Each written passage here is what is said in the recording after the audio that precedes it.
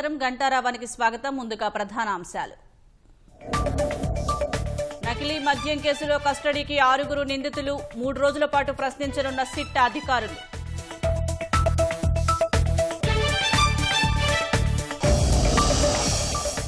Nellore mayor స్రవంతిపై అవిశ్వాస తీర్మానం. జేసీ వెంకటేశ్వర్లకు notice ఇచ్చిన 40 మంది కార్పొరేటర్లు.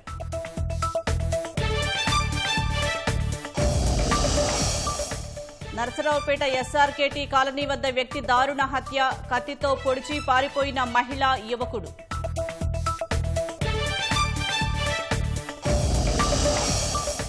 నూతన సీజీఐగా జస్టిస్ సూర్యకాంత్ ప్రమాణం. 2027 ఫిబ్రవరి 9 వరకు కొనసాగనున్న పదవీకాలం.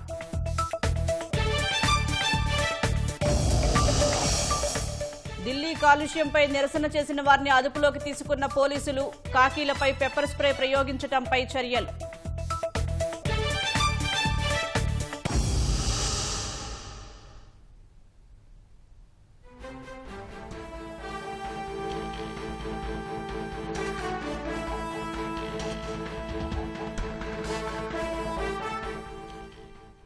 తాజా అంశం చూస్తున్నాం. అన్నమయ్య జిల్లా మొలకల చెరువు నకిలీ మద్యం కేసును సిట్ అధికారులు వేగవంతం చేశారు. 6 నిందితులను కస్టడీలోకి తీసుకున్నారు. మరింత సమాచారం మా ప్రతినిధి నారాయణప్ప అడిగి తెలుసుకుందాం. నారాయణప్ప, నకిలీ మద్యం కేసు నిందితులను ఎన్ని రోజులు విచారణ చేయనున్నారు?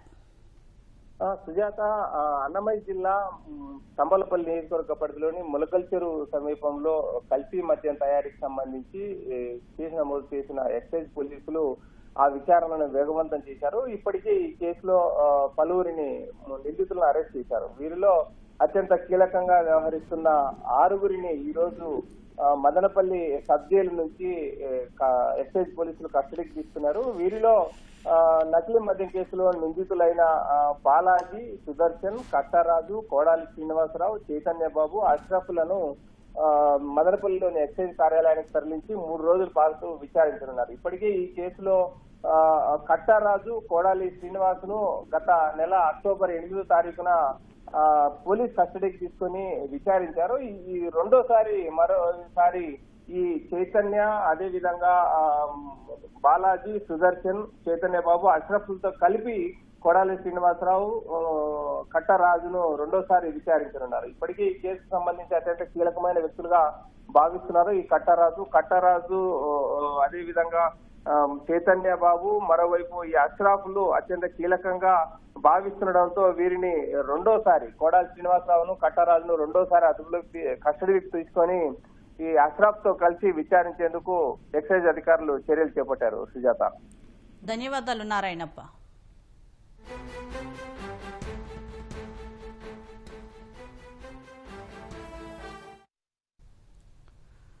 సుప్రీంకోర్టు 53వ ప్రధాన న్యాయమూర్తిగా జస్టిస్ సూర్యకాంత్ ప్రమాణం చేశారు. రాష్ట్రపతి భవన్లో ఉదయం 10 గంటలకు జస్టిస్ సూర్యకాంత్తో రాష్ట్రపతి ద్రౌపది ముర్ము ప్రమాణం చేయించారు. సీజీఐగా బాధ్యతలు చేపట్టిన తొలి హర్యానా వాసిగా జస్టిస్ సూర్యకాంత్ రికార్డు సృష్టించారు. 2027 ఫిబ్రవరి 9 వరకు ఆయన ఈ పదవిలో కొనసాగనున్నారు. ప్రధాన న్యాయమూర్తిగా ఉన్న జస్టిస్ బీఆర్ గవాయ్ పదవీకాలం ఆదివారంతో ముగియగా ఇవాళ సీజీఐగా జస్టిస్ సూర్యకాంత్ ప్రమాణం చేశారు.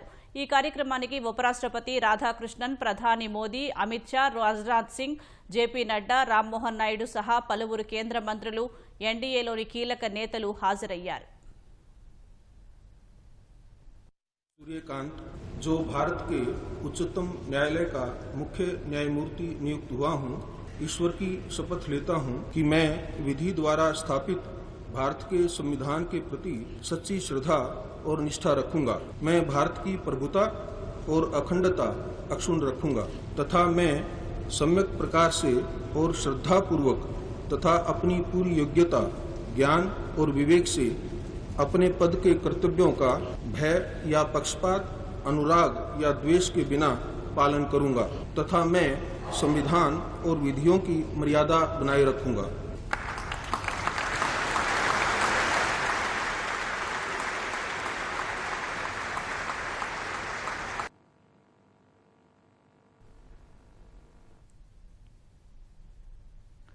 జస్టిస్ సూర్యకాంత్ 1962 ఫిబ్రవరి 10న హర్యానాలోని హిస్సార్ జిల్లాలో జన్మించారు.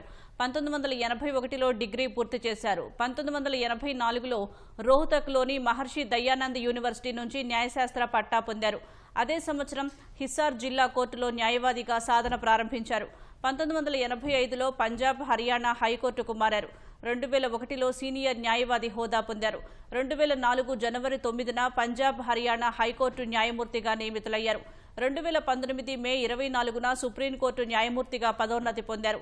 2 దశాబ్దాలుగా వివిధ ధర్మాసనాల్లో పనిచేసిన జస్టిస్ సూర్యకాంత్ పలు కీలక తీర్పుల్లో భాగస్వామిగా ఉన్నారు.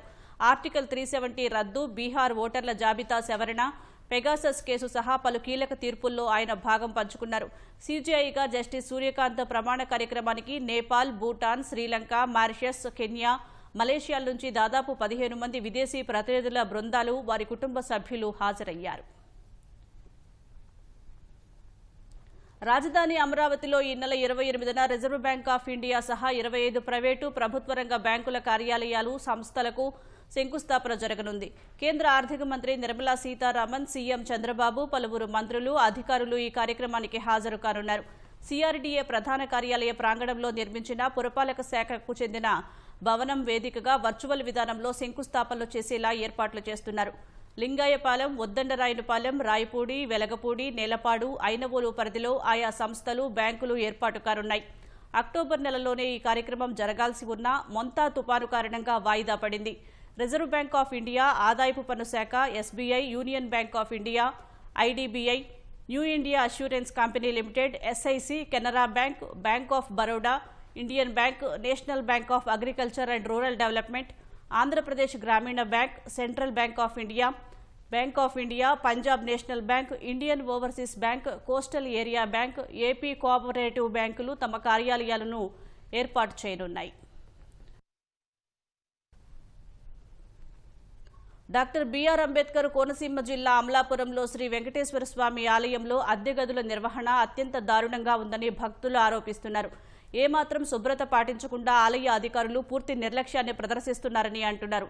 గదులు అద్దెకు ఇవ్వటం తప్ప నిర్వహణ చేయకపోవడంతో ఎక్కడ చెత్త అక్కడే దర్శనమిస్తుందని చెబుతున్నారు. చెడు వాసన వస్తుందని భక్తులు ఆవేదన వ్యక్తం చేస్తున్నారు. ఆలయానికి సంబంధించి 30 సాధారణ, 10 ఏసీ గదులు, 2 సూట్ రూమ్లు ఉన్నాయి. ఆలయంలో వివాహాలు జరిపించుకునే భక్తులు ఇక్కడ రూములు అద్దెకు తీసుకుంటారు.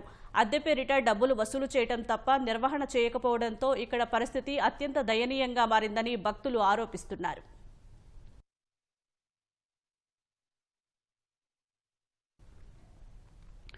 కృష్ణా జిల్లాలో బీపీటీ రకం ధాన్యం కొనుగోలు చేయడం లేదన్న ప్రచారంలో వాస్తవం లేదని జాయింట్ కలెక్టర్ నవీన్ తెలిపారు. రైతులెవరూ ఈ ప్రచారాన్ని నమ్మవద్దని సూచించారు. జిల్లాలో బీపీటీ 5204 రకాన్ని 16,000 హెక్టార్లలో రైతులు సాగు చేశారన్నారు. ఇప్పటి వరకు 65,000 మెట్రిక్ టన్నుల ధాన్యాన్ని రైతుల నుంచి కొనుగోలు చేస్తే అందులో 1,700 మెట్రిక్ టన్నులు బీపీటీ రకం ధాన్యమేనని స్పష్టం చేశారు. రైతు సేవా కేంద్రం అధికారులను సంప్రదించాకే ధాన్యం విక్రయించాలంటున్న జాయింట్ కలెక్టర్ నవీన్తో మా ప్రతినిధి శ్రీనివాస్ ముఖాముఖి.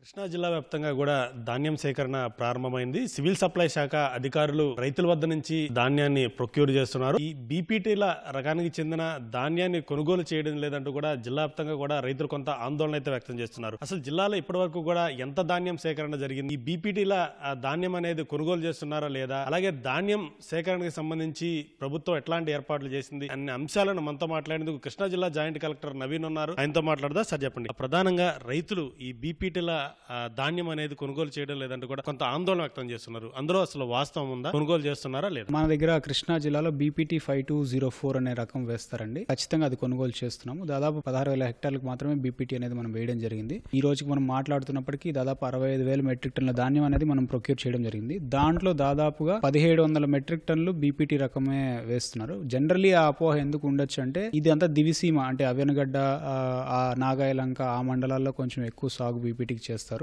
అండ్ బీపీటీకి ఎంఎస్పీ కంటే మార్కెట్లో ఎక్కువ రేటు ఉండేది గతసారి అంతా. సో దానికి బీపీటీలు మార్కెట్లోకి వెళ్ళడం మూలన మేబీ అలాంటి అపోహలు ఉండొచ్చు. బట్ నేను ఇప్పుడు మాట్లాడుతున్నప్పుడు కూడా చెప్తున్నట్లు రైతులు అలాంటి ఆందోళన చెందాల్సిన పని లేదు. దయచేసి మీకు దగ్గరలో ఉన్న ఆర్ఎస్కే సెంటర్ కానీ రైతు సేవా కేంద్రానికి కానీ మనము పెట్టిన పీపీసీ సెంటర్ కానీ వెళ్తే ఖచ్చితంగా ప్రొక్యూర్మెంట్ అనేది చేస్తాం.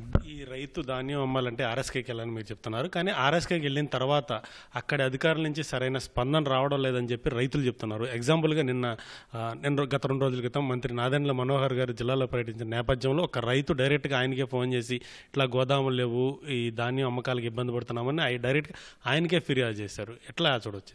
చలసాని చంటిబాబు అంటారు ఆయన. సో ఆయన మంత్రి గారికి మార్నింగ్ ఫోన్ చేశారు. ఆ రోజు రాత్రి ఆయన ఒక హార్వెస్టర్ తీసుకొచ్చి దాదాపు ఆయనకున్న 14 ఎకరాల్లో 7 ఎకరాలు అనేది హార్వెస్టర్ ద్వారా ప్యాడీ ధాన్యం అనేది మనకు బయటకు తీసుకొచ్చారు. ఆయనకి మిగిలిన 7 ఎకరాలు కూడా ఉంది. ఆ 7 ఎకరాలు కూడా చేయడానికి ఆ రోజు సాయంత్రం వరకు కూడా పట్టింది. జనరలీ మనము ఒక నామ్ ఉంటుంది, కొన్ని ఎఫ్ఏక్యూ స్టాండర్డ్స్ ఉంటాయి అనమాట. దానికోసం మనము తేమ శాతం ఒక 17% వరకు రావాలి, అలాగే తప్పాతోలు ఇవన్నీ ఉండకూడదు. సో జనరలీ మనం షెడ్యూలింగ్ ఎలా చేస్తామంటే, మీరు ఇప్పుడు వాతావరణం అంతా అనుకూలంగా ఉంది కాబట్టి పర్టికులర్లీ మెషిన్ హార్వెస్టర్తో ఏదైతే ధాన్యాన్ని తీస్తామో దాన్ని ఆరబెట్టుకోమనే అడ్వైజరీ మనం అగ్రికల్చర్ డిపార్ట్మెంట్ ఆల్రెడీ ఇచ్చున్నాము. ఆయన ఆ రోజు రాత్రికి హార్వెస్టర్ ద్వారా మనకు ధాన్యం తీసి దాదాపు 28-30% వరకు మనకి ప్యాడీ మాయిశ్చర్ శాతం అనేది ఉంది. సో ఆ ప్రాబ్లం ఉండడం వలన మనం ఆరబెట్టుకోమని చెప్పడం జరిగింది. వెంటనే విత్ ఇన్ నో టైం మనము రెస్పాండ్ అయ్యి చేయడం జరిగింది. నాకు 65,000 మెట్రిక్ టన్నులు జరిగితే ఆ ఒక్క బాట్ల పెనుమూరులోనే దాదాపు 1,200 మెట్రిక్ టన్నులు ధాన్యం ఆల్రెడీ కొనుగోలు జరిగింది. విచ్ మీన్స్ నేను అక్కడ ధాన్యం కొనుగోలు చేయడానికి జరగట్లేదు అని చెప్పడానికి లేదు. మన దగ్గర 287 పీపీసీ సెంటర్లు ఉంటే ఆ ఒక్క పీపీసీ సెంటర్లోనే 1000కి పైగా జరిగింది. అంటే మనకు 65,000 చేస్తే ఒక పీపీసీలో 1000 జరగడం అనేది చాలా గొప్ప విషయం. దాన్ని బట్టి నేనేం చెప్తున్నా అంటే, బాట్ల పెనుమూరులో ఖచ్చితంగా మనం కొనుగోలు చేశాము. మనకు గన్నీస్ కూడా ఉన్నాయి, మనం ట్రాక్టర్స్ కూడా అవైలబుల్ గా పెడుతున్నాము. సో రైతులకు మేము చెప్పేది ఏంటంటే, పానిక్ హార్వెస్టింగ్ అంటే తొందరపడి ఇమ్మెచ్యూర్ ప్యాడీని హార్వెస్ట్ చేయడము, లేకపోతే బాగా తడి ధాన్యాన్ని తీసుకురావడము అనేది కొంచెం తగ్గించుకోవాలని చెప్పేసి మనం రైతులకి మీ ద్వారా తెలియజేస్తున్నాం. జిల్లా వ్యాప్తంగా కూడా ఈ ధాన్యం రవాణాకి ట్రాన్స్పోర్టేషన్కి ఎట్లాంటి ఏర్పాట్లు చేశారు సార్? ఎన్ని వెహికల్స్ పెట్టడం జరిగింది? వెహికల్స్ మనము 2 రకాల వెహికల్స్ ఉంటాయి. ఒకటి ఫార్మర్ వెహికల్, అలాగే ఎవరైనా అదర్ కేటగిరీ వెహికల్స్ ఎవరైనా మనము ట్రాన్స్పోర్టేషన్కి యూజ్ చేయొచ్చు. మనం మాట్లాడుతున్నాగా దాదాపు 2,300 వెహికల్స్ వరకు మనం జీపీఎస్ ఎనేబుల్డ్ ట్రాన్స్పోర్టేషన్ జరిగింది. ఆ 2,300లో దాదాపు ఇప్పటివరకు కేవలం 1,200 మాత్రమే యూటిలైజేషన్లోకి వచ్చాయి. విచ్ మీన్స్ ఆ వెహికల్స్ ద్వారానే మనం ఇప్పటివరకు ట్రాన్స్పోర్ట్ చేయడం జరిగింది. ఇంకా కూడా కంటిన్యూస్గా మనము జీపీఎస్ ఎవరైతే వస్తున్నారో జీపీఎస్ ఎనేబుల్ చేసి దాన్ని రిజిస్టర్ చేసుకుంటున్నాము. జిల్లా వ్యాప్తంగా కూడా ఎంతమంది మిల్లర్స్ ఇప్పుడు ధాన్యం కొనుగోలు చేస్తున్నారు సార్? అలాగే గతంలో ఈ ధాన్యం అనేది పక్క జిల్లాలకు కూడా, కృష్ణా జిల్లా నుంచి పక్క జిల్లాలకు కూడా తరలించేవాడు. ఇప్పుడు అది జిల్లాకే పరిమితం అవడం వల్ల ధాన్యం సేకరణ అనేది కొంత ఆలస్యం అవుతుందంటూ కూడా రైతుల నుంచి ఒక అభిప్రాయం అయితే వ్యక్తం అవుతుంది. దీన్ని చక్కదిద్దే చర్యలు ఏమైనా చేపట్టే అవకాశం ఉందా? జిల్లాలో దాదాపు 165 మిల్స్ ఉన్నాయండి. దాంట్లో 75 డ్రయర్ మిల్స్, మిగిలినవి non dryer mills. Dryer mills అంటే తేమ ఉన్న వరిని ధాన్యాన్ని తీసుకొస్తే దాన్ని ఆరబెట్టుకొని మిల్లింగ్ చేసే కెపాసిటీ ఉన్న మిల్స్ 75 మాత్రమే ఉన్నాయి. ఇప్పుడు వచ్చే ప్యాడీ అంతా కొంచెం తడి ధాన్యం ఉంది కాబట్టి కొంచెం ప్రెషర్ అనేది మిల్లర్స్ మీద కూడా ఎక్కువ ఉంది. అంటే కేవలం దాదాపు 120 మిల్స్ వరకు మాత్రమే ఇప్పుడు వర్కింగ్లో ఉన్నాయి. మిగిలినవన్నీ నాన్ డ్రయర్ మిల్స్ కాబట్టి అవి కొంచెం ఇంకా అందుబాటులోకి రాలేదు. కృష్ణా జిల్లా వ్యాప్తంగా కూడా ప్రస్తుతానికి ధాన్యం సేకరణ అనేది సాధారణంగా జరుగుతుంది. అది బీపీటీల కొనుగోలు చేయడం లేదంటూ కూడా రైతులు ఆందోళన చెప్తున్నారు. అట్లాంటి ఆందోళన పడాల్సిన అవసరం లేదు. బీపీటీల రకాన్ని కూడా ప్రభుత్వం సేకరిస్తుంది. అయితే జిల్లా వ్యాప్తంగా కూడా ఈ ధాన్యం సేకరణ అనేది జరుగుతుందంటూ కూడా జేసీ నవీన్ చెప్తున్నారు. కెమెరామెన్ నాగరాజ్తో శ్రీనివాస్, సిటీవీ న్యూస్, కృష్ణా జిల్లా.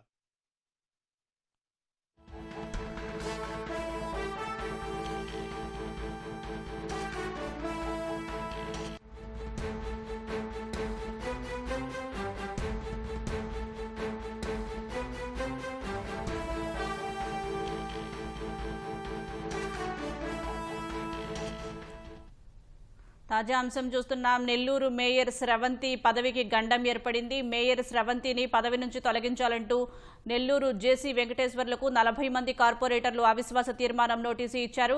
మరింత సమాచారం మా ప్రతినిధి రాజారావుని అడిగి తెలుసుకుందాం.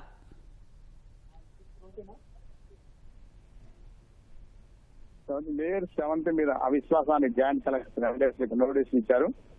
కార్పొరేటర్ దాదాపు 40 మంది కార్పొరేటర్లు వచ్చారు. డిప్యూటీ మేయర్ రూప్ కుమార్ యాదవ్తో పాటు కోటరెడ్డి, గిరిధర్ రెడ్డి, వీరంతా కూడా 40 మంది కార్పొరేటర్లతో కలెక్టరేట్ కి వచ్చి కలెక్టరేట్లతో వీళ్ళందరూ సంతకాలతో కూడా నోటీసు ఇవ్వడం జరిగింది. అంటే మేయర్ వైసీపీ ప్రభుత్వంలో ఉండడంతో దీనికి సంబంధించి ప్రధానంగా మేయర్ భర్త జయవర్ధన్ ఫోర్జరీ చేసి ఈ 2 కేసులలో కూడా ఆయన అరెస్ట్ కూడా అయ్యున్నారు. అంటే అప్పట్లో కమిషనర్ సంతకాలతో భారీగా కుంభకోణం చేశారని చెప్పి కూడా నిరూపణ కూడా అయింది. ఈ ప్రజాదానాన్ని దుర్వినియోగం చేశారని, అదేవిధంగా దాదాపు నెల్లూరు నగరంలోని 54 డివిజన్లలో అభివృద్ధి కూడా పనులు కూడా జరగకపోవడం, దాదాపు 4 ఏళ్ల కాలంలో అంటే వైసీపీ ప్రభుత్వంలో అప్పట్లో దాదాపు 54 నెల్లూరు కార్పొరేషన్ లోని 54 డివిజన్లో కూడా ఎటువంటి అభివృద్ధి పనులు కూడా సరిగా జరగకపోవడం, వీటన్నిటి అంశాలు కూడా అంటే కేవలం 7 సమావేశాలు మాత్రమే నిర్వహించారని కూడా ఇక్కడ డిప్యూటీ మేయర్ రూప్ కుమార్ యాదవ్ కూడా తెలిపారు. అదేవిధంగా నిన్న మంత్రి నారాయణతో కూడా వీరందరూ కూడా సమావేశం నిర్వహించారు. కోటారెడ్డి శ్రీధర్ రెడ్డి వీరందరూ కూడా సమావేశంలో పాల్గొని ఈ సమావేశం నోటీసులు ఇచ్చి మేయర్ ని సెవెంత్ని తొలగించాలని చెప్పి కూడా వీరు కోరడం జరిగింది. దీని మీద మంత్రి నారాయణతో పాటు అదేవిధంగా ఎమ్మెల్యే కోటమిరెడ్డి శ్రీధర్ రెడ్డి కూడా వాళ్ళ 40 మంది కార్పొరేటర్లు కోరిన మేరకు అంగీకరించారు.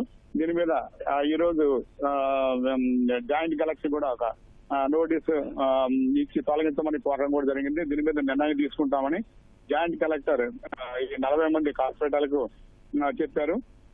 అదేవిధంగా దాదాపు ఇక్కడ జరిగిన అవినీతి అక్రమాల మీద కూడా వీరు విచారణ కూడా కోరుతున్నారు. అంటే ప్రధానంగా 2 సంవత్సరాల నుంచి కూడా నెల్లూరు కార్పొరేషన్ లో ఈ వివాదం అనేది కొనసాగుతూనే ఉంది.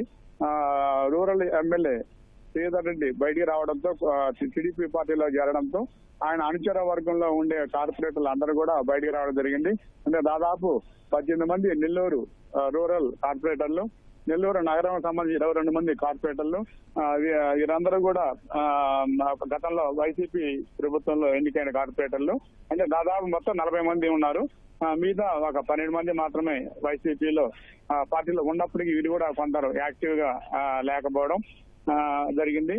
మేయర్ సెవెంతి భర్త జయవర్ధనే షాడో మేయర్ గా అనేక అక్రమాలు కూడా చేయడం వల్ల వీరిని కూడా గత మొదట్లో తెలుగుదేశం పార్టీలో చేస్తామని కూడా ఇలా కోరి ఉన్నప్పటికి కూడా ఇది చేసిన అక్రమాల కారణంగా వ్యతిరేకించి అక్రమాలు చేసే కార్పొరేట్ కానీ ఇలాంటి వాళ్ళు ఎవరు కూడా టీడీపీలో చేరవద్దని కూడా రూరల్ ఎమ్మెల్యే శ్రీధర్ రెడ్డి గట్టిగా చెప్పడంతో 1 ఏడాది కాలంగా ఈ సమస్య కొనసాగుతూనే ఉంది. చివరికి సెవెంత్ని తొలగించి కనీసం ఇంకొక 1 ఏడాది కాలం మాత్రమే ఉంది. ఈ 1 ఏడాది కాలంలోనైనా కార్పొరేషన్ అభివృద్ధి చేయాలని దాని మీద వీరందరూ కూడా ఈ నిర్ణయం తీసుకున్నట్టు తెలిసింది. ధన్యవాదాలు రాజారావు.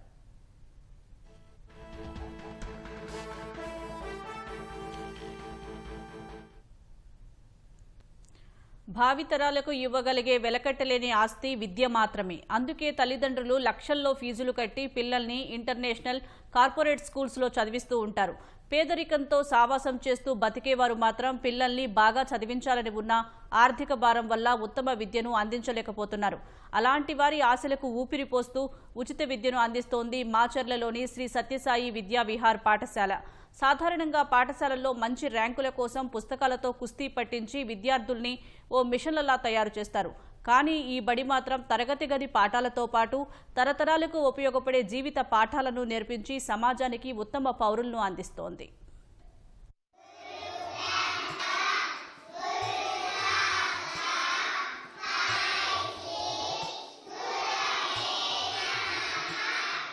అన్నదానం చేస్తే ఓ పూట కడుపు నింపుతుంది. రక్తదానం చేస్తే ఒక ప్రాణం నిలబడుతుంది. అదే విద్యాదానం చేస్తే వేలాది మంది జీవితాలు మారుతాయి. తరువాతి తరానికి టార్చ్ బేరర్లు పుట్టుకొస్తారు. అయితే ప్రస్తుతం చదువు నోట్బుక్లతో కంటే నోట్ల కట్టలతోనే ఎక్కువగా ముడిపడి ఉంది. దీంతో నిరుపేదలకు ఉత్తమ విద్య అందని ద్రాక్షలా మారింది. కానీ పల్నాడు జిల్లా మాచర్లలోని శ్రీ సాయి ఎడ్యుకేషనల్ సొసైటీ సభ్యుల ఆధ్వర్యంలో నడుస్తున్న శ్రీ సత్యసాయి విద్యా విహార్ పాఠశాలలో సీటు సంపాదించాలంటే పేదరికమే అర్హత.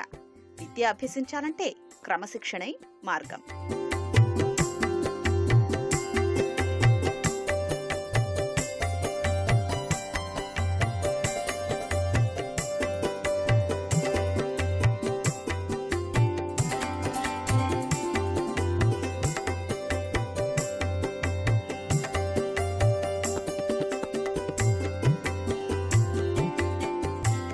విద్యార్థుల్ని ఉన్నత విద్యావంతులుగా తీర్చిదిద్దడమే లక్ష్యంగా నిమ్మగడ్డ లక్ష్మీప్రసాద్ ఈ పాఠశాలకు శ్రీకారం చుట్టారు. 2006లో 40 మంది చిన్నారులతో ప్రారంభమైన విద్యావిహార్ పాఠశాల నేడు దాదాపు 450 మంది విద్యార్థులతో దిగ్విజయంగా నడుస్తోంది. మాచర్లతో పాటు సమీపంలోని గిరిజన, గ్రామీణ ప్రాంతాలకు చెందిన పిల్లలకు కార్పొరేట్ విద్యా సంస్థలకు దీటుగా నాణ్యమైన విద్యను అందిస్తోంది. కార్పొరేట్ విద్యా సంస్థలు లక్షల్లో ఫీజులు వసూలు చేస్తుంటే ఈ పాఠశాల నిర్వాహకులు మాత్రం దాతల సహకారంతో ఉచితంగా పిల్లలకు చదువు చెప్తున్నారు. ఈ ప్రాంతానికే చెందిన ఈటీవీ సీఈఓ బాపినీడు, నిర్మాతలు శ్యాంప్రసాద్ రెడ్డి, ఆర్కా మీడియా ప్రతినిధులు సహా పలువురు ప్రముఖులు పాఠశాల ఉన్నతికి చేయూత అందిస్తున్నారు. విలువలతో కూడిన విద్యను అందించేందుకు వెనకుండే నడిపిస్తున్నారని సత్యసాయి ఎడ్యుకేషనల్ సొసైటీ ప్రతినిధులు చెప్తున్నారు. నిమ్మగడ్డ లక్ష్మీప్రసాదరావు గారు ఇక్కడ ఉన్న పేద ప్రజలకి మంచి విద్యను అందించాలనే ఉద్దేశంతో 2006 సంవత్సరంలో 40 మంది పిల్లలతో ఒక ప్రాథమిక విద్యా కేంద్రాన్ని స్థాపించడం జరిగింది. ఈ దాతల సహకారంతో ఈ స్కూల్ నడుస్తుందండి. మాచర్ల పట్టణంలో పుట్టి పెరిగి ఇక్కడ చదువుకున్న గవర్నర్ బాపిని చౌదరి గారు వాళ్ళ సహకారంతో కూడా స్కూల్ యొక్క భవన నిర్మాణం జరిగిందండి. శ్యాంప్రసాద్ రెడ్డి గారు, ఆర్కా మీడియా వాళ్ళు, నాటకో సంస్థ వాళ్ళు, మన సన్షైన్ హాస్టల్ గురువారెడ్డి గారు, ఇలాంటి పెద్దలందరూ కూడాను తలో చేసి ఉండటం వల్ల ఈ స్కూల్ ఇంతవరకు కూడాను లాస్ట్ ఆల్మోస్ట్ 19 సంవత్సరాల నుంచి నిరాటంకంగా అందరికీ కూడాను చక్కగా విద్యాభ్యాసం జరుగుతుంది. మా స్కూల్ మోటో అంటే the end of education is character. వాళ్ళ లాస్ట్ చివరి జీవితం రావాల్సింది వాళ్ళకి క్రమశిక్షణ, క్యారెక్టర్ కావాలి. విశేషం ఏంటంటే ఆ స్కూల్లో ఉద్యోగం చేసుకుంటున్న పిల్లలు కొంతమంది వచ్చి వాళ్ళ మొదటి జీతాన్ని మా స్కూల్ కి విరాళంగా చెబుతున్నారు. దానివల్ల నేను నిరూపోయిందంటే వాళ్ళకి ఆ విలువలు వండబట్టించుకున్నారు. మనం కూడా సొసైటీకి ఇవ్వాలనే ఉద్దేశంతో అలా ఇవ్వడం వల్ల మాకు చాలా సంతృప్తి ఇస్తుంది. మొదట్లో మేము ఏదైతే అనుకున్నామో అదే విలువల్ని మేము కొనసాగిస్తూ మానవతా విలువలతో పాటు శాస్త్రీయ, నృత్యము, బాల వికాస్ తరగతులు, స్పోర్ట్స్, స్వామివారి సత్యసాయి విద్యావాహిని ద్వారా వాల్యూ కంటెంట్ ఎడ్యుకేషన్ మన దీంట్లోనే పాఠ్యాంశాలలోనే విలువలు జోడించి పిల్లలకు చెప్పటం వల్ల వాళ్ళ ప్రవర్తనలో చాలా మార్పు కనబడుతుంది. వీళ్ళ వల్ల వాళ్ళ పేరెంట్స్ కూడా మారుతున్నారు. వాళ్ళల్లో పొలైట్గా తల్లిదండ్రులతోటి ఎలా ఉండాలి, తర్వాత మన ఇంటికి వచ్చిన పెద్దలని ఎలా గౌరవించాలి, సమాజంలో ఎలా ఉండాలి అనేది ముఖ్యంగా మేము ఇక్కడ నేర్పడం జరుగుతుంది. శ్రీ సత్యసాయి విద్యావిహార్ పాఠశాల చదువుతో పాటు జీవితానికి అవసరమైన నైతిక, వ్యక్తిత్వ వికాస పాఠాలు బోధిస్తోంది. కుల, మత, వర్గ, ప్రాంతాలకు అతీతంగా పేద విద్యార్థుల్ని అక్కున చేర్చుకుంటోంది. ఉన్నత పాఠశాలగా ఏర్పాటైన నాటి నుంచి నేటి వరకు 10వ తరగతిలో 100% ఉత్తీర్ణత సాధించి అరుదైన ఘనతను సొంతం చేసుకుంది.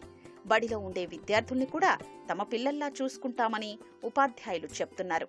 10 బ్యాచెస్ 10th క్లాస్ బ్యాచెస్ ని మేము పంపించడం జరిగింది ఇప్పటి వరకు. ఇప్పుడు 11వ బ్యాచ్ రెడీ అవుతుంది. ఇప్పటి వరకు కూడా 100% పాస్ తోటి, ఇంకా మంచి హై క్లాస్ యావరేజ్ తోటి మా పిల్లలు చక్కగా చదువుతున్నారు. మేము స్టేట్ సిలబస్ ఫాలో అవుతాము. చదువుతో పాటు కోకరికులర్ యాక్టివిటీస్ కానివ్వండి, ఎక్స్ట్రా కరికులర్ యాక్టివిటీస్ కానివ్వండి, ఇవన్నీ కూడా మేము పిల్లల యొక్క ఆల్ రౌండ్ డెవలప్మెంట్ కోసం ఇవన్నీ చేస్తుంటాము. వాటిలో భాగంగా ఏరోబిక్స్ ఉంది, యోగా ఉంది, ఇంకా వేదం నేర్పిస్తాము. ప్రతి చైల్డ్ ని మా పిల్లవాళ్ళగా భావించేసేసి మేము వాళ్ళ గురించి ఆలోచిస్తాము. వాళ్ళకి ఎమోషనల్ సపోర్ట్ ఇస్తాము.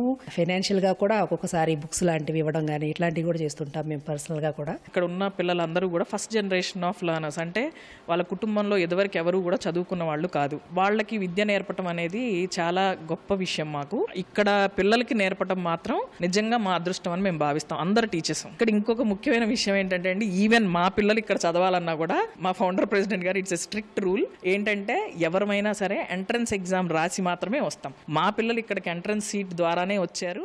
ప్రాథమిక విద్య నుంచే ఆసక్తి ఉన్నవారికి కళలు, క్రీడలు, యోగా, చిత్రలేఖనం వంటి అంశాల్లో శిక్షణ ఇస్తారని విద్యార్థులు తెలిపారు. తాము అన్ని రంగాల్లో రాణించేలా ప్రోత్సాహం అందిస్తున్నారని చెప్తున్నారు. సాయిరామ్, ఈ స్కూల్లో విద్యతో పాటు ఎన్నో కార్యక్రమాలు, ప్రోగ్రాలు ఉంటాయి. అందులో మేము డాన్స్ నేర్చుకుంటున్నాం. Kuchipudi dance, yoga, dance, karate, వేదం, గేమ్స్, ఇలా అన్ని చాలా నేర్పిస్తారు. ఇక్కడ చదువుతో పాటు చాలా నేర్పిస్తారు. విద్యలు చాలా బాగా నేర్పిస్తారు. టీచర్లు పిల్లలకు అర్థమయ్యేటట్టుగా చెప్తారు. ఇక్కడ చదువుకోవడం భగవంతుడు నాకు ఇచ్చిన అదృష్టంలా భావిస్తున్నాను. ఇక్కడ మిత్రులు కూడా చాలా బాగుంటారు, బాగా పద్ధతిగా ప్రవర్తిస్తారు. విద్యతో పాటు కల్చరల్ యాక్టివిటీస్ కూడా చేస్తారు. యోగా, కరాటే, వేదం, కంప్యూటర్ ల్యాబ్ అండ్ రోజు మార్చి రోజు ఆర్ట్ ఆఫ్ లివింగ్ కూడా చేస్తారు. అది చేయడం వల్ల మాకు చదువు మీద ఫోకస్ పెరుగుతుంది. ఇక్కడ చదువుకోవడం వల్ల నేను ఎంతో ఆనందంగా భావిస్తున్నాను. క్లాసికల్ డాన్స్ స్టేజ్ మీద పర్ఫార్మెన్సెస్ చేస్తున్నాము. చాలా హ్యాపీగా ఉంది. मैं यहाँ LKG से पढ़ रही हूँ. इस स्कूल गरीब लोगों के छात्रों को बहुत ज़रूरत है. मैं इस स्कूल में एक भाग होने के लिए बहुत खुश रहती हूँ. इस स्कूल में सारे छात्रों और अध्यापकों बहुत मिलजुल कर रहते हैं. కార్పొరేట్ స్కూల్స్ లో లక్షల్లో ఫీజులు కట్టినా దొరకని విద్య ఇక్కడ ఉచితంగా లభిస్తోందని విద్యార్థుల తల్లిదండ్రులు చెబుతున్నారు. ఇలాంటి పాఠశాలలో తమ పిల్లలు చదివే అవకాశం దొరకడం తమ అదృష్టం అంటున్నారు. మా అమ్మ ఇప్పుడు 5th క్లాస్ చదువుతుంది సార్. ఇక్కడ LKG నుంచి వస్తుంది. ఫీజులు ఏం లేవు సార్. నెల 2 గంటలు సర్వీస్ చేస్తాము. బాగా చెప్తారని సత్యసాయి బాబా స్కూలు బాగుంటుందని అందరు ఇక్కడే చేర్పిస్తున్నారు సార్. మా ఆయన చనిపోయి 10 సంవత్సరాలైంది. మా అమ్మాయి ఇక్కడ చేర్పించాము. నేను ఇంట్లో పొలం పనికి వెళ్తాను. మేము బయట ఫీజులు కట్టి చదివించలేక ఇక్కడే చదివించుకుంటున్నాం. మా అబ్బాయి బాగా చదువుకుంటున్నాడు. మా లాంటి వాళ్ళు చాలా మంది ఇక్కడ బాగా చదువుకుంటున్నారండి. వాళ్ళు లేకపోతే మా పిల్లలు ఎట్టైనా బయట ఫీజులు కట్టాలంటే మేము కట్టలేము. అది ఇది ఉండబెట్టి చదువుకోగలుగుతున్నాం. ఒక అమ్మాయి 2nd క్లాసు, రెండో అమ్మాయి 4th క్లాస్. ఇద్దరు ఇక్కడే చదువుతున్నారు.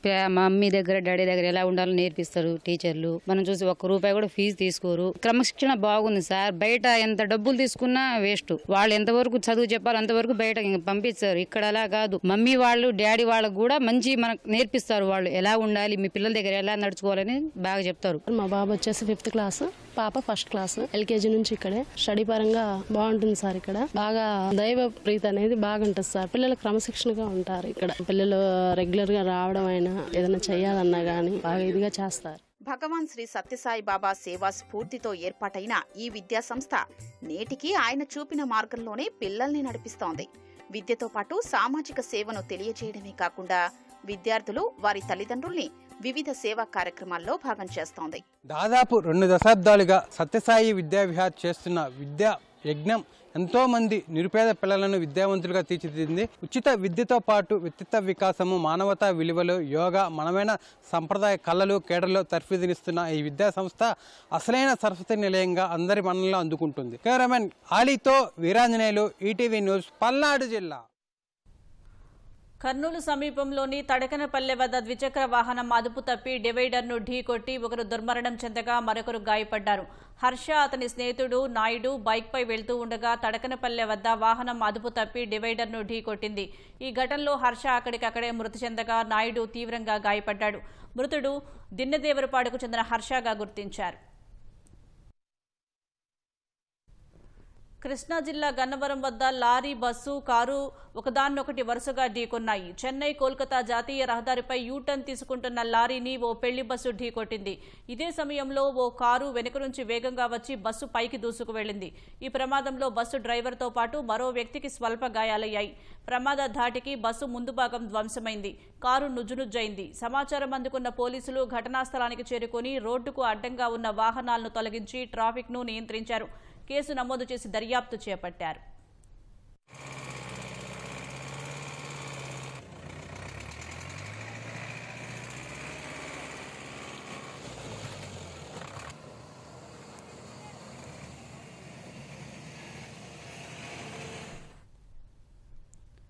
పాఠాలు చెప్పడమే కాదు, తమ పరిజ్ఞానాన్ని విద్యార్థులకు పంచుతూ సాంకేతికతపై అవగాహన కల్పించాలని ఆ ప్రొఫెసర్లు నిర్ణయించుకున్నారు. పెట్రోల్, డీజిల్ ధరలు పెరగడంతో సామాన్యులు ఆర్థిక ఇబ్బందులు ఎదుర్కొంటున్న నేపథ్యంలో మేము సైతం అంటూ ముందుకు వచ్చారు. కాలుష్యం లేకుండా వాహనాలు తయారు చేయిస్తూ విద్యార్థులను ప్రోత్సహిస్తున్నారు. తక్కువ పెట్టుబడితోనే త్రిచక్ర, ద్విచక్ర వాహనాలతో పాటు సైకిల్ నడిపేలా రూపొందించారు. ఇంతకీ ఎవరా ప్రొఫెసర్లు? వాళ్ళు చేసిన ఆవిష్కరణలు ఏంటో చూద్దాం.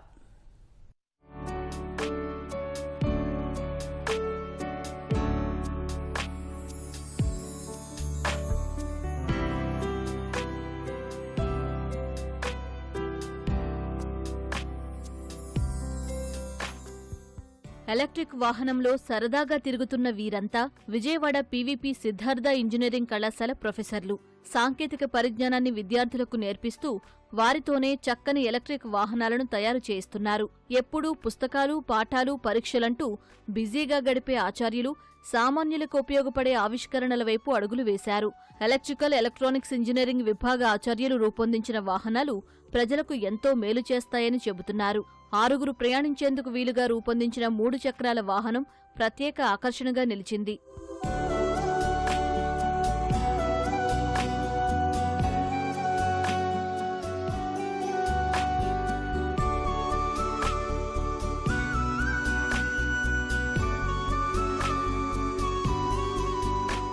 ఇది చేయడానికి కారణం ఏంటి అంటే మాకు ఇక్కడ నుంచి ఒక 2 కిలోమీటర్స్ దూరంలో నుంచి పిల్లలు లోపలికి నడుచుకు రావాలి. మాకు లోకల్ క్యాంపస్, వైడ్ క్యాంపస్ ఉంటుంది కాబట్టి పిల్లలు తిరగాలన్నా, లేదంటే ఫ్యాకల్టీ తిరగాలన్నా, ఎవరైనా తిరగాలన్నా, ఏదైనా ట్రాన్స్పోర్ట్ చేయాలన్నా ఈ వెహికల్ బాగా సపోర్ట్ చేస్తుంది. ఈ వెహికల్ ఒక 1000 కేజీల దాకా బరువుని మోయగలదు. 3 కిలోవాట్ పర్మనెంట్ మ్యాగ్నెట్ సింక్రోనస్ మోటార్ని వాడాము. ఒక 100 AH బ్యాటరీ వాడాము. ఒకసారి కనుక మేము బ్యాటరీ ఛార్జ్ చేస్తే మనం కనుక 30 to 40 కిలోమీటర్స్ స్పీడ్లో కనుక వెళ్తే ఇది దగ్గర ఒక 100 km దాకా కూడా ఒక్కసారి బ్యాటరీ ఛార్జ్ చేసి తిరగచ్చు. మొబైల్లో మనం యాప్లో డౌన్లోడ్ చేసుకోవచ్చు. యాప్ డౌన్లోడ్ చేసుకుని ఆ యాప్లోంచి మనం బ్యాటరీ ఎలా ఉంది, బ్యాటరీ స్టేట్ ఎలా ఉంది, బ్యాటరీని ఛార్జ్ చేసుకోవాలా లేదు, ఎంతవరకు వస్తుంది, అది కూడా మనకి తెలిసిపోతుంది. స్ట్రక్చర్ నుంచి వెహికల్స్, వీల్స్, మోటార్స్ మొత్తం అంతా మేమే డిజైన్ చేసుకుని దాన్ని డెవలప్ చేయడం జరిగింది. ఈ ప్రోడక్ట్ మొత్తం కంప్లీట్ అవడానికి మాకు మొత్తం మా సిద్ధార్థ అకాడమీ టోటల్ ఫండింగ్ అంతా ఇచ్చారు. మెకానికల్ వర్క్ నుంచి ఎలక్ట్రికల్ వర్క్ వరకు టోటల్గా మొత్తం మేము హ్యాండిల్ చేసి కంప్లీట్గా మోడల్ని డిజైన్ చేయటం అయింది. మాకు లోకల్గా ట్రాన్స్పోర్టేషన్కి అండ్ చిన్న చిన్న ఏమన్నా దగ్గరలో వెళ్ళి ఏమన్నా ఐటమ్స్ తీసుకురావాలన్నా కానీ, వాటర్ బాటిల్స్ కానీ, వాటర్ క్యాన్స్ కానీ అలాంటివి. సో ఈ టైప్లో మాకు ఈజీగా దీన్ని యాక్సెస్ చేసుకుంటా కన్వీనియంట్గా ఉంటుంది. సో మా వంతుగా మేము ఈవీని డిజైన్ చేసి పొల్యూషన్ లెస్గా ఎలా చేయొచ్చు, ఎలా యూజ్ చేసుకోవచ్చు అనే పాయింట్తో బయట తీసుకురావటం జరిగింది. దీంతో పాటు బ్యాటరీ సాయంతో నడిచే సైకిల్ని ఈ బృందం తయారు చేయించింది. ప్రస్తుతం వాహనాల ధరలు సామాన్యులకు అందుబాటులో లేవని, దీనికి తోడు పర్యావరణానికి మేలు చేసే వాహనాల వినియోగం పెరగాల్సిన అవసరం ఉందని ఈ ఆచార్యులు చెబుతున్నారు. తాము రూపొందించిన 3 చక్రాల వాహనం వ్యాపార సముదాయాలకు, లగేజీ, రిక్షా కార్మికులకు ఎంతో ఉపయోగపడుతుందని చెబుతున్నారు. 3 చక్రాల వాహనం రూపొందించేందుకు 2 లక్షలు, ద్విచక్ర వాహనానికి 40,000 రూపాయలు, సైకిల్ని మోటారు సాయంతో నడిచే విధంగా రూపొందించేందుకు 20,000 రూపాయలు ఖర్చయిందంటున్నారు. మేము యూజ్ చేసినటువంటి మోటార్ వచ్చేసి హబ్ మోటారు. తర్వాత ఒక ఛార్జ్ కంట్రోలర్ తీసుకున్నాము. తర్వాత బ్యాటరీ ఒకటి తీసుకొని ఒక సర్క్యూట్ లాగా దీన్ని ఫామ్ చేసి దీన్ని ఈవీ వెహికల్గా కన్వర్ట్ చేసామండి. దీనికి మనకు ఒక 20,000 దాకా ఖర్చు అవుతుందండి. బయట ఉండేటువంటి ఈవీ వెహికల్స్ చూసుకుంటే మనకు చాలా కాస్ట్ అవుతున్నాయి.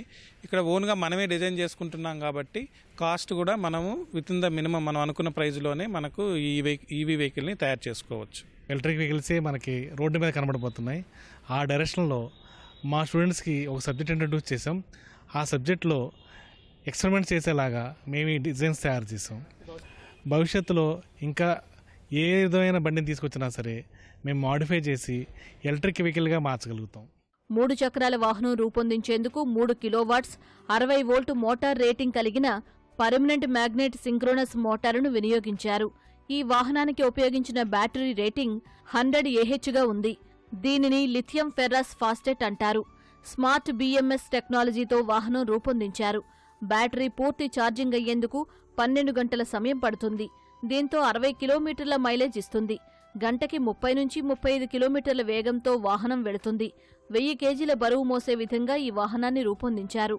మోటార్లు, బ్యాటరీలతో పాటు ఛార్జింగ్కి అవసరమైన వస్తువులు వినియోగించి ఈ 3 విద్యుత్ వాహనాలను ప్రొఫెసర్లు, విద్యార్థుల సాయంతో రూపొందించారు. ఈ వాహనాల పేటెంట్ హక్కుల కోసం త్వరలో దరఖాస్తు చేస్తామని చెబుతున్నారు. పాత వెహికల్స్ అన్నీ చాలా వరకు పెట్రోల్ మీద నడిచేవి, చాలా వరకు ఎన్విరాన్మెంట్ డ్యామేజ్ అయ్యేది. సో దాన్ని మేము ఓవర్కమ్ చేయడానికి అలా పాతగా పాడైపోయిన వెహికల్స్ని తీసుకొని కొత్త వెహికల్గా కన్వర్ట్ చేస్తున్నాము. BLDC మోటార్ యూస్ చేసాము. అది 45 volts అండ్ 1000 kilowatts రేంజ్ అనమాట. ఇలా కన్వర్ట్ చేసిన వెహికల్ని ఒకసారి మనం 6 hours ఛార్జ్ చేసుకున్న తర్వాత 50 kilometers వరకు రన్ చేయొచ్చు. ఫ్యూయల్ ట్యాంక్ అవన్నీ తీసేసి మేము కొత్తగా దాంట్లో బ్యాటరీ 28 volts బ్యాటరీ కంట్రోలర్స్ ఇంకా పవర్ బ్యాంక్ అవన్నీ పెట్టి మేము ఈవీ వెహికల్ లాగా తయారు చేసాము. దానికి కెపాసిటీ వచ్చి 1.33, అందులో 6 hours ఛార్జింగ్ అయింది. 50 kilometers వరకు వెళ్తుంది. తక్కువ ఖర్చుతో ఎక్కడికైనా వెళ్ళాలనుకునేటప్పుడు ప్రయాణించడానికి దీనికి అవకాశం ఉంటుందని చెప్పి ఈ ఉపాధ్యాయులు కానీ విద్యార్థులు కానీ చెబుతున్నారు. భవిష్యత్తులో దీంట్లో మరిన్ని ఫీచర్స్ అందుబాటులోకి తెచ్చి సామాన్య ప్రజలకు కూడా అందుబాటులోకి తెచ్చే విధంగా తాము కృషి చేస్తామని చెప్పేసి స్పష్టం చేస్తున్నారు. కెమెరామెన్ ఎంఎస్తో కనకారావు, ఈటీవీ న్యూస్, విజయవాడ నుంచి. చాలా మంది వార్తాపత్రికలు చదువుతారు. వాటిలోని విజయ గాథలు చదివి తాము ఎదగాలనుకుంటారు. కానీ కొన్ని రోజులకే లక్ష్యాన్ని పక్కన పెట్టేస్తారు. విజయవాడకు చెందిన సుజాత మాత్రం కరణం మల్లీశ్వరి, కోనేరు హంపి లాంటి వారి కథలు చూసి ఆదర్శంగా తీసుకున్నారు. తనకు తెలిసిన చిత్రలేఖనం, సూక్ష్మ కళకు పదును పెట్టారు. ఎన్నో అవార్డులను చీర కొంగుకు కట్టుకున్నారు. ఎంతో మంది చేత శభాష్ అనిపించుకున్నారు.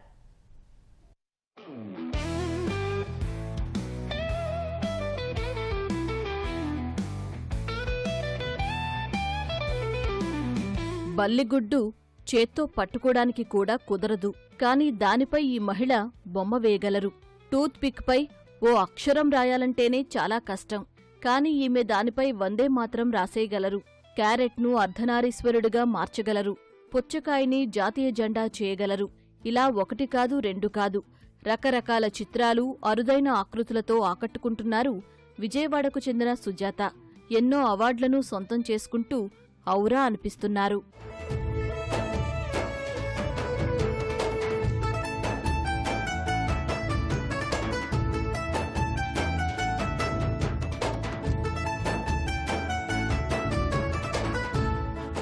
సుజాత చిన్నప్పటి నుంచి వార్తాపత్రికలు చదువుతూ తాను ఏదో ఒకటి సాధించాలని నిర్ణయించుకున్నారు. ఇలా తనకు తెలిసిన చిత్రలేఖనం, సూక్ష్మ కళకు సానపట్టారు. వివిధ రకాల వేడుకలు, పండుగలకు వినూత్నంగా శుభాకాంక్షలు తెలుపుతున్నారు. కోడిగుడ్లు, బల్లిగుడ్లపై అరుదైన చిత్రాలు గీయడం, పేర్లు రాస్తున్నారు. కొబ్బరి బొండంపై వివిధ ఆకృతులను దిద్దుతున్నారు. తన ప్రతిభతో ఇప్పటివరకు International Book of Records, Nobel World Records, Telugu book of Records, Indian Book of రికార్డ్స్లో చోటు దక్కించుకున్నారు.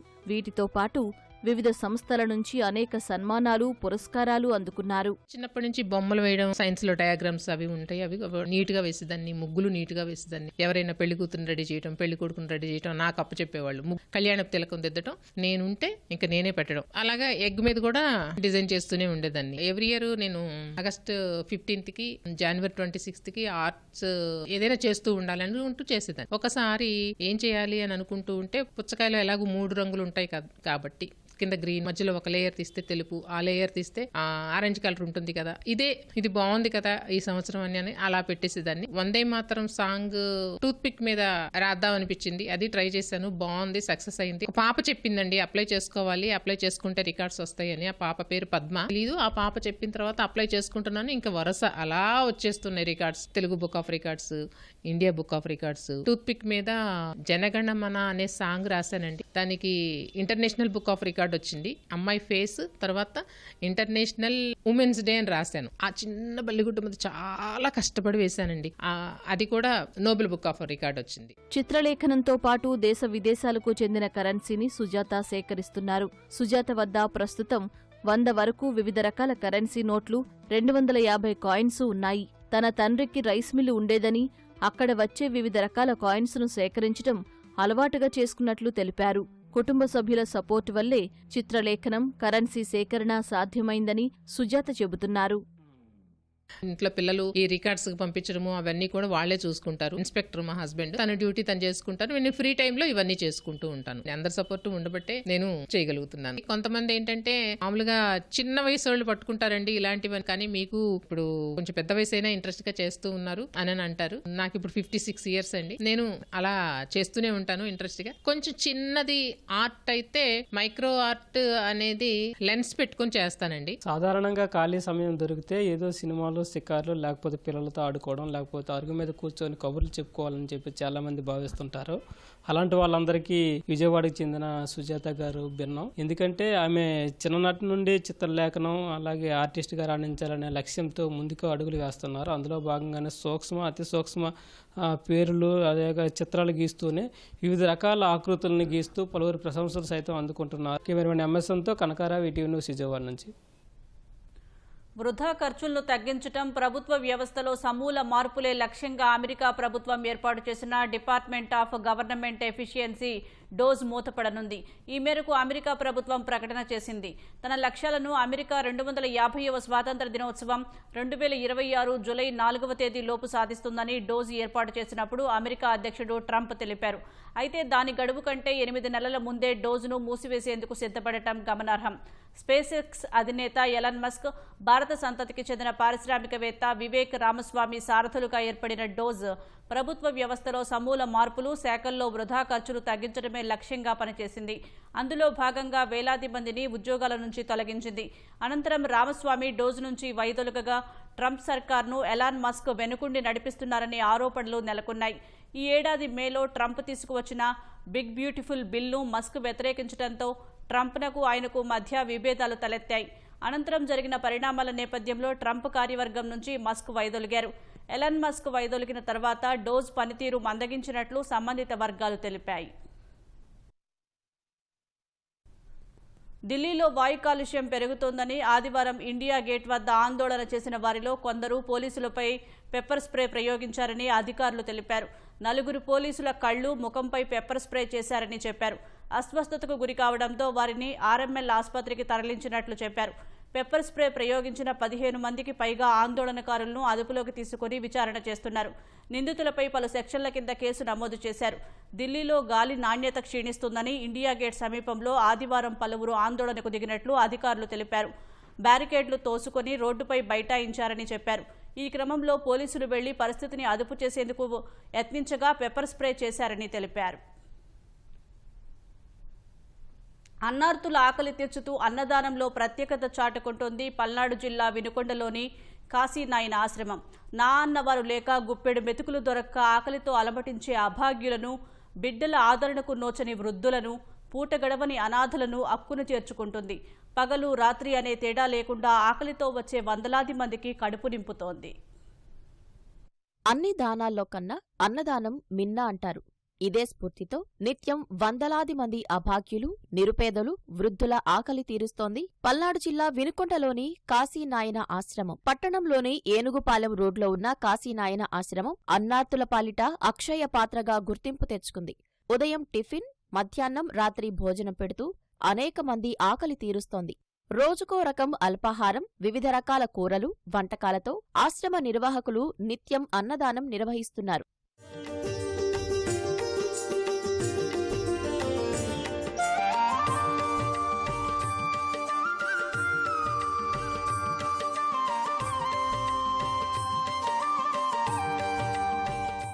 ఆకలితో కాశీనాయన ఆశ్రమానికి వచ్చిన వారికి ఏ సమయంలోనైనా ఆహారం అందుబాటులో ఉంటుంది.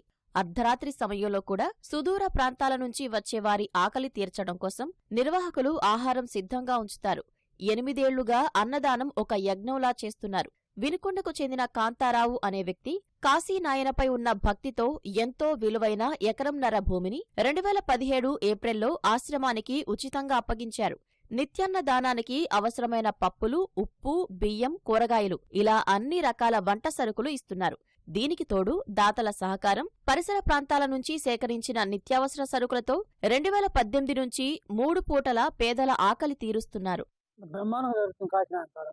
పప్పు, వంకాయ, దొండకాయ, బెండకాయ మొత్తం 4 కూరలు చేస్తున్నారు. చికాయ కూడా వేస్తున్నారు, లడ్డు వేస్తున్నారు, పూరి పెడుతున్నారు. ఆశీర్వాద స్వామి బ్రహ్మాండం చూస్తున్నారు. ముసలోళ్ళని చూసినట్టు ఎప్పుడు చూడకపోయినా ఆశీర్వాద స్వామి బతికెత్తుంది. ముందు నేను ఆశీర్వాదం లేకపోతే కొడుకుని పారేసే వాళ్ళు అంటారు. చాలా మంది బతికిచ్చు కాసిన.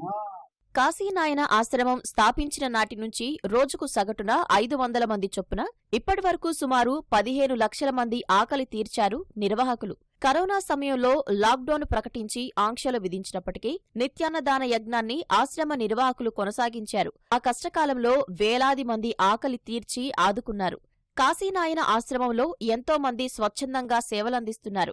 రాష్ట్ర నలుమూలల నుంచి ఉద్యోగులు, వ్యాపారులు సేవాభావంతో కాశీనాయన మీద ఉన్న భక్తితో ఇక్కడ తమ వంతుగా అన్నదానం కార్యక్రమంలో పాలు పంచుకుంటున్నారు. వయస్సుతో నిమిత్తం లేకుండా వంట చేయడం, కూరగాయలు కోయడం, వడ్డించడం వరకు ఉచితంగా చేస్తున్నారు. ఆశ్రమానికి వచ్చిన వారిని ఇంటికి వచ్చిన అతిథులుగా భావిస్తామని, అందుకే ఆహారం విషయంలో రాజీ పడబోమని ఆశ్రమ సేవకులు చెబుతున్నారు. ఎప్పుడు వచ్చినా లేదనకుండా 24 గంటలు. బయట ఆశ్రమాలకు మన ఆశ్రమానికి తేడా ఏంటంటే బయట ఆశ్రమాల్లో పలానా టైం ప్రకారం ఉంటుంది. ఆ టైం దాటిపోతే లేదని చెప్పేస్తారు. మన కాశీనాయన ఆశ్రమం మాత్రం ఎప్పుడు వచ్చినా 24 గంటలు. అర్ధరాత్రి 12 గంటలకు వచ్చినా కూర్చోబెట్టి వండబెట్టి పంపించడం మన కాశీనాయన నేర్పించింది. ఈ కాశీనాయన ఆశ్రమంలో కూడా వచ్చే వాళ్ళను భక్తులను నాయనగారు వాళ్ళని చుట్టాల్లా భావించి, అతిథుల్లా భావించి, వాళ్ళకి మన ఇంటికి చుట్టాలు వచ్చినప్పుడు ఎట్లా పెడతామో వాళ్ళు తినంది పెట్టకుండా వాళ్ళు తినేది పెడుతున్నట్టుగా రకరకాలు పెట్టమని చెప్పారు. ఆ టిఫిన్లు కూడా ఉదయం రకరకాలు, ఒకరోజు ఇడ్లీ, ఒకరోజు దోశ, ఉగ్గాని బజ్జీ, పప్పు పొంగలి వడ, అట్నే భోజనాలు కూడా చాలా రకాలుగా స్వీటు, హాటు, మజ్జిగ, పెరుగన్నం అన్నీ పెడతారు. గత 8 సంవత్సరాల నుంచి వినుకొండ కాశీనాయన ఆశ్రమంలో ఎవరు ఆకలితో వచ్చినా లేదనకుండా 24 గంటలు ఇక్కడ భోజన వసతి కల్పించడం జరుగుతున్నది. భక్తులకు ఎలాంటి అసౌకర్యం అనేది లేదు. అన్ని రకాల కూరగాయలతోటి భోజనం పెట్టడం జరుగుతున్నది. లేకపోతే వండైనా ఆ భక్తులకు వచ్చిన వాళ్ళకి పెట్టడం జరుగుతున్నది. ఇక్కడ మేము కాశీనాయన ఆశ్రమానికి గత 16 సంవత్సరాల నుంచి సేవ చేస్తున్నాము.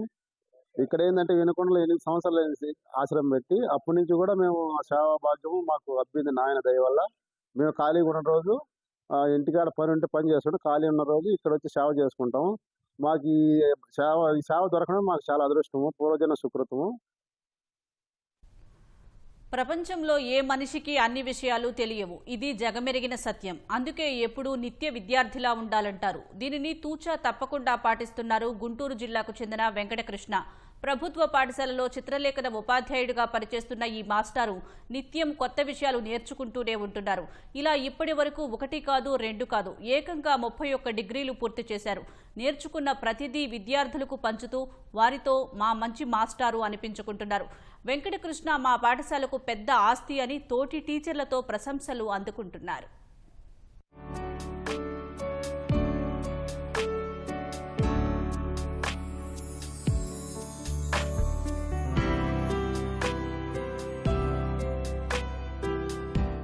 ఆకుపై అమ్మవారు, మహాత్మా గాంధీ బొమ్మలు, అక్షరాలతో సీతారాములు, సర్వేపల్లి రాధాకృష్ణన్, అంబేద్కర్ చిత్రాలు, ఇలా అలవోకగా కార్టూన్ బొమ్మలు గీస్తున్న ఈయన పేరు పణిదపు వెంకటకృష్ణ. గుంటూరు జిల్లా తెనాలికి చెందిన ఈ చిత్రలేఖన ఉపాధ్యాయుడు ఓ నిత్య విద్యార్థి. విద్యార్థులు తన దగ్గరకొచ్చి ఏ ప్రశ్న అడిగినా సమాధానం చెప్పేలా ఉండాలని అన్ని సబ్జెక్టులపై పట్టు సాధించడమే పనిగా పెట్టుకున్నారు. పుస్తకంతో కుస్తీ పడుతూ వివిధ సబ్జెక్టులపై అవగాహన పెంచుకుంటున్నారు. ఇలా ఇప్పటికీ 31 డిగ్రీ పట్టాలు అందుకుని ఔరా అనిపిస్తున్నారు.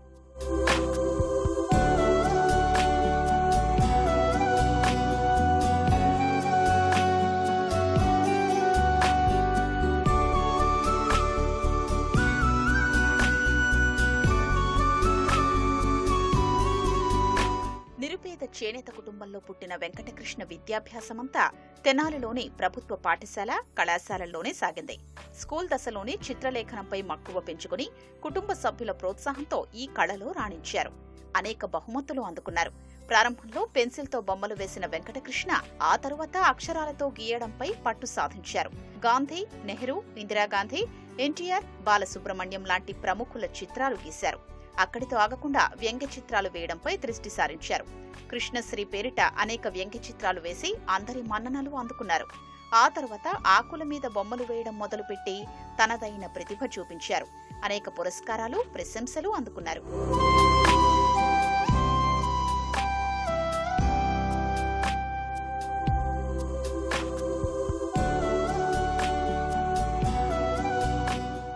ఒకవైపు చిత్రకారుడిగా రాణిస్తూనే మరోవైపు విద్యను కొనసాగించారు వెంకటకృష్ణ. టీచర్ ట్రైనింగ్ కోర్సు పూర్తి చేసి చిత్రలేఖనోపాధ్యాయుడిగా ప్రభుత్వ కొలువు సాధించారు. టీచర్గా విధులు నిర్వహిస్తూనే న్యాయ విద్యతో పాటు MCom, MA journalism, mass communication, MSc psychology, MA ఆంగ్లం లాంటి 7 పీజీలు, 6 డిగ్రీలు, 2 టీచర్ ట్రైనింగ్ కోర్సులు, 11 ధృవపత్రాల కోర్సులతో కలిపి మొత్తం 31 పట్టాలు అందుకున్నారు. ప్రస్తుతం పెదరావూరు జిల్లా పరిషత్ స్కూల్లో ఉపాధ్యాయుడిగా పనిచేస్తున్న Venkatakrishna MA Bhagavad Gita, MA education, diploma in nutrition and health education కోర్సుల్ని పూర్తి చేసే పనిలో ఉన్నారు. సర్వేపల్లి రాధాకృష్ణ మాటల ప్రకారము టీచరు నిత్య విద్యార్థి అంటారు. నిత్య విద్యార్థిగా ప్రతి విషయం నేర్చుకోవాలి, అట్లాగే నాకు కూడా కొత్త కొత్త విషయాలు తెలుసుకోవాలి అనేది, కొత్త వివిధ భాషలు నేర్చుకోవాలని చెప్పని నాకు ఇంట్రెస్ట్ గా ఉంటుంది. నా ఇంట్రెస్ట్ కొద్దీ నేను చదువుతూ ఉంటాను. అట్లాగే పిల్లలకు కావాల్సింది కూడా కొత్త విషయాలు నేను చెబుతా ఉంటాను. ఎడ్యుకేషన్ గురించి కానీ, చదువు గురించి, ఆర్ట్ గురించి, అన్నిటి గురించి చెబుతా ఉంటాను. నేను నేర్చుకున్నది పిల్లలకు కూడా నేర్పాలని చెప్పి అనుకుంటుంటాను. స్కూల్ సమయం టెన్షన్ గా వెళ్తాను. నేను 9 to 4 స్కూల్లో ఉంటాను. ఉదయం పూట ఆఫ్టర్ 4 తర్వాత నాకు ఇంట్రెస్ట్ ఉన్న రంగాలు, కార్టూన్ కానివ్వండి, లీఫ్ కటింగ్ అయినా, చదువు అయినా, ఇవన్నీ కూడా 4 తర్వాత 9 ముందు ఆ టైంలో మాత్రం వినియోగించుకుంటాను. భవిష్యత్తులో కొత్త విషయాలు, కొత్త డిగ్రీలు చేయాలని చెప్పి నాకు ఇంట్రెస్ట్. మా కుటుంబ సభ్యులందరూ సహకరిస్తారు. వెంకటకృష్ణను చూస్తుంటే చాలా గర్వంగా ఉంటుందని కుటుంబ సభ్యులు, సహచర ఉపాధ్యాయులు చెప్తున్నారు. చంద్రుడు బొమ్మేసి, మబ్బులేసి, కాగితం మీద రాసి మబ్బుల్లో చంద్రుడు అలా అంటా ఉండేవాడు. మేము వాడికి ఎందుకు వచ్చిందా, మా ఇంట్లో డ్రాయింగ్ కానీ ఎవరు లేరు, ఎందుకు వచ్చిందో అసలు అర్థమయ్యేది కాదు. అది పూర్వజన్మ సుకృతం మేము అనుకుంటున్నాం. అదే విధంగా చదువు అంటే కూడా బాగా మంచి ఇంట్రెస్ట్. అనేకమైన పీజీ డిగ్రీలు అన్ని చేశాడు. చాలా గర్వంగా ఉందండి. వాడు బాగా చదువుకొని మంచి అభివృద్ధి చేశాడు. మంచి పైపెచ్చు మెంటాలిటీ కూడా చాలా మంచి మెంటాలిటీ వాడిది. చిన్నప్పటి నుంచి డ్రాయింగ్ అంటే బాగా ఇంట్రెస్ట్ అండి. స్కూల్లో చదువుతున్న దగ్గర నుంచి నేర్చుకున్నారండి. బాగా చదువు మీద ఇంట్రెస్ట్ చూపిస్తాడు.